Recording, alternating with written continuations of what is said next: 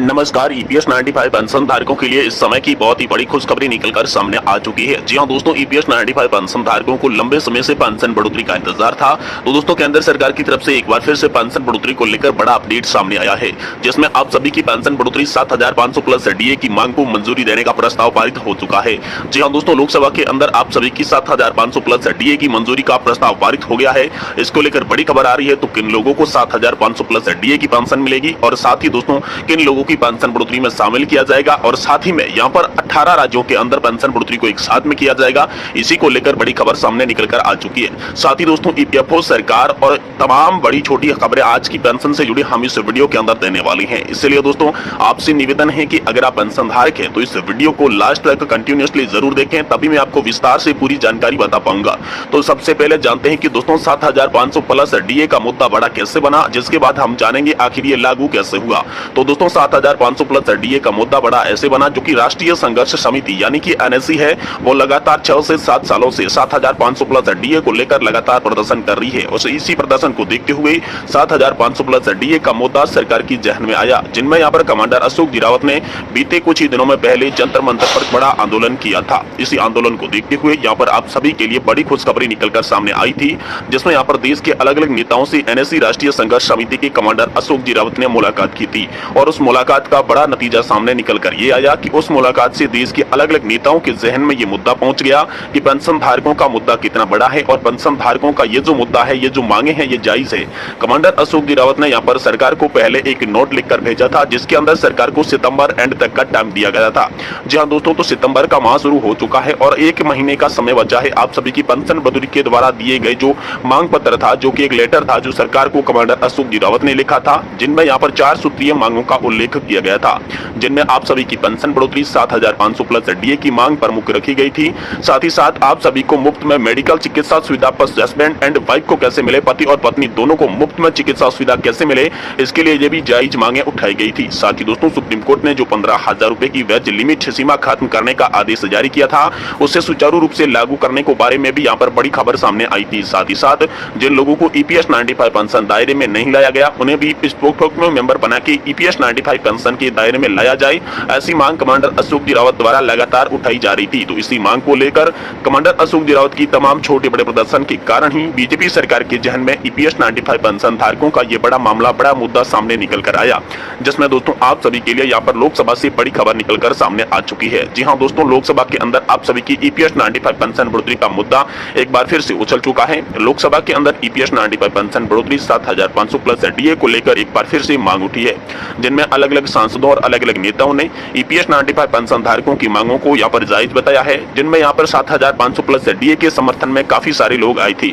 जिसको लेकर बीते हुए संसद की मानसून सत्र के अंदर आप सभी की 7500 प्लस डीए को लेकर एक यहाँ पर नोट के बारे में डिस्कशन की गई थी और जिस पर वोटिंग की गई थी। तो उसकी वोटिंग में यहाँ पर 7500 प्लस डीए की सहमति के बारे में वोटिंग ज्यादा हुई थी, इसलिए यहाँ पर 7500 प्लस डीए को लेकर एक प्रस्ताव संसद में लाया गया और ये प्रस्ताव संसद के बहुमत से पास हो गया है। जी हाँ दोस्तों, आप सभी को डीए 7500 प्लस देने के लिए सरकार मान चुकी है, लेकिन सरकार ने अभी तक आधिकारिक रूप से ऐसा कोई भी आदेश जारी नहीं किया है, जिससे कि ये पता चल सके कि आखिर आपका 7500 प्लस डीए कब लागू किया जाएगा। वही दोस्तों आप सभी के लिए सरकार और ईपीएफओ की तरफ से जारी हुआ संयुक्त रूप से सर्कुलर, जो कि दोस्तों आप सभी के लिए बहुत ही महत्वपूर्ण सर्कुलर है, जिस सर्कुलर के अंदर आप सभी को कितनी पेंशन मिलेगी इसके बारे में बिल्कुल साफ तौर पर दर्शा दिया जा चुका है। जी हाँ दोस्तों, इस सर्कुलर के बारे में हम विस्तार से बात करेंगे। तो आपको कितनी पेंशन मिलेगी, किन किन पेंशन धारकों को फायदा होगा, किन पेंशन धारकों की पेंशन बढ़ोतरी की जाएगी, और साथ ही में हम आपको बताएंगे कि देश की 18 राज्यों में कैसे पेंशन बढ़ोतरी को अंजाम दिया जाएगा, पेंशन बढ़ोतरी की कैसे यहाँ पर खबर निकलकर सामने आई है, जिससे किन किन को फायदा होगा, इसके बारे में भी हम आपको बताने वाले हैं। इसलिए दोस्तों आपसे निवेदन है कि आप कंटिन्यूअसली इस वीडियो को लास्ट तक देखें, तभी आपको पूरा मामला समझ में आएगा। तो सबसे पहले बात करते हैं ईपीएफओ के द्वारा शुरू किया गया यहाँ पर नया सर्कुलर जो जारी किया गया, उस सर्कुलर के आधार पर आपको पेंशन कैसे मिलेगी और कितनी मिलेगी। तो दोस्तों ईपीएफओ ने ये जो सर्कुलर जारी किया है, ये दोस्तों सर्कुलर आप सभी के अंशदान और योगदान के आधार पर किया है। जी हाँ दोस्तों, आपने ईपीएफओ के अंदर कितना कंट्रीब्यूशन किया है, उसी के हिसाब से आपको कितनी पेंशन मिलेगी, इसके बारे में इस सर्कुलर के अंदर साफ साफ दर्शा दिया गया है, जिसमें आप सभी को 3 तीन कैटेगरी में बांटा गया है। पहली कैटेगरी में वो लोग आते हैं जिन्होंने यहाँ पर 15 से 20 साल के बीच का योगदान दिया है या 15 साल से कम का बीच का योगदान दिया है, तो उन लोगों को कितनी पेंशन दी जाएगी, इसके बारे में यहाँ पर साफ करते हुए ईपीएफओ ने यह दर्शा दिया है कि उन लोगों को 1000 रुपए की न्यूनतम पेंशन से लगाकर 5000 रुपए तक की पेंशन देने का हक माना जाता है और उन्हें ये पेंशन मिलनी शुरू हो जाएगी। साथ ही साथ दूसरी कैटेगरी की बात करें तो दोस्तों यहाँ पर लोग आते हैं 20 साल से लगाकर 30 साल तक योगदान करने वाले। जी हाँ दोस्तों, अगर आपने ईपीएफओ के अंदर 20 साल से लगाकर 30 साल तक का लगातार कंट्रीब्यूशन दिया है तो दोस्तों आप सभी को यहाँ पर पेंशन मिलेगी 5000 रुपए से लगाकर 7000 रुपए। जी हाँ दोस्तों, 5 और 7000 रुपए के बीच में पेंशन उन लोगों को मिलेगी जिन्होंने यहाँ पर 20 साल से लगाकर 30 साल के बीच का कंट्रीब्यूशन ईपीएफओ के अंदर लगातार अंशदान किया है।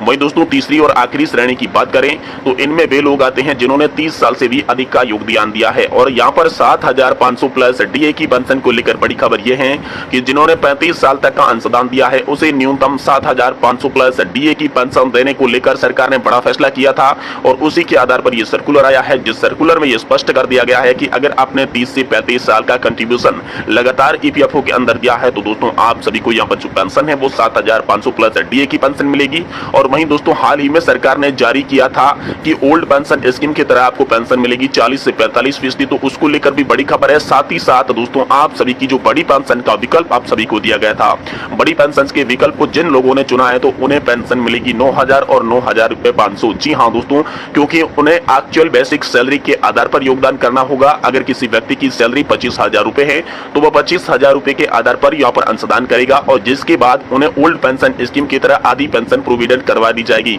यानी अगर आपकी सैलरी 25000 रुपए है तो दोस्तों आपको 12500 रुपए प्लस डीए की प्रतिमाह पेंशन दी जाएगी। इस तरह का अपडेट और सर्कुलर के अंदर सरकार के द्वारा यहाँ पर बता दिया गया है। वहीं दोस्तों जिन लोगों ने उच्च पेंशन का विकल्प चुना था, जिसकी सैलरी यहाँ पर 50 से ज्यादा है, 70000 से भी ज्यादा है, तो दोस्तों उन्हें भी यहाँ पर ओपीएस की तरह आधी पेंशन मिलेगी। जिन लोगों की सैलरी यहाँ पर 75000 रुपए की है उन्हें दोस्तों यहाँ पर 34500 रुपए की पेंशन मिलेगी और जिन लोगों की सैलरी यहाँ पर 50000 रुपए की है तो उन्हें 25000 रुपए की गारंटीकृत पेंशन प्लस डीए और डीए के साथ साथ यहाँ पर सरकार के फैसले के अनुसार आप सभी को मुफ्त में मेडिकल चिकित्सा सुविधा प्रोवाइड करवाई जाएगी। मुफ्त में मेडिकल चिकित्सा सुविधा प्रोवाइड करवाने के लिए पहले ही मोदी सरकार ने आयुष्मान भारत योजना से पेंशन धारकों को लिंक कर रखा है, जोड़ रखा है और आने वाले समय में भी ऐसी नई योजनाएं लाई जाएगी जिसके तहत पेंशन धारकों को कड़े से कड़े लाभ पहुंचाए जाएंगे। तो दोस्तों आप सभी की पेंशन बढ़ोतरी को लेकर भी बड़ी खबर आई है, साथ ही आपकी मेडिकल सुविधा चिकित्सा सुविधा को लेकर भी बड़ी खबर आई है और संसद से आप सभी के लिए लगातार मांगे उठ रही है और साथ ही में नजदीक में आ रहा है आम लोकसभा चुनाव 2024, जिसको देखते हुए पेंशन पर लगातार मोदी सरकार एक्शन में नजर आ रही है। मोदी सरकार आप सभी की पेंशन बढ़ोतरी को लेकर जल्दी बड़े फैसले कर सकती है, लेकिन आने वाला समय ही बताएगा कि आप सभी के लिए फैसला कब और कैसे जारी होता है। लेकिन उम्मीद तो 2024 के शुरू होने से पहले पूरी ये जताई जा रही है कि पेंशन धारकों की तमाम जो मांगे हैं वो 2024 के चुनाव से पहले मंजूर कर ली जाएगी, क्योंकि मोदी सरकार भी अच्छी तरीके से जानती है कि पेंशन धारकों का इस देश के अंदर बहुत ही अता सहयोग रहता है। राजनीति के अंदर अगर पेंशन धारक खुश नहीं हुए तो राजनीति के अंदर बीजेपी की सत्ता वापस लाने के लिए काफी लाले पड़ने वाले हैं। इसी को देखते हुए बीजेपी सरकार लगातार लोक लुभावने वादे कर रही है और ईपीएस 95 पेंशन धारकों को हर तरह की सुविधा मुहैया कराने के लिए यहाँ पर लगातार आश्वासन दे रही है। तो आने वाले समय में जैसे ही ईपीएस 95 पेंशन धारकों से जुड़ी कोई बड़ी खबर होगी हम आपको इसी चैनल के माध्यम से देने की कोशिश करेंगे। इसलिए दोस्तों आपसे निवेदन है कि आप इस चैनल को सब्सक्राइब कर लें, साथ ही साथ वीडियो को लाइक करके अपने दोस्तों के साथ जरूर शेयर करें। हम मिलते हैं फिर से किसी नेक्स्ट वीडियो में। वीडियो को देखने के लिए आप लोगों का बहुत बहुत धन्यवाद।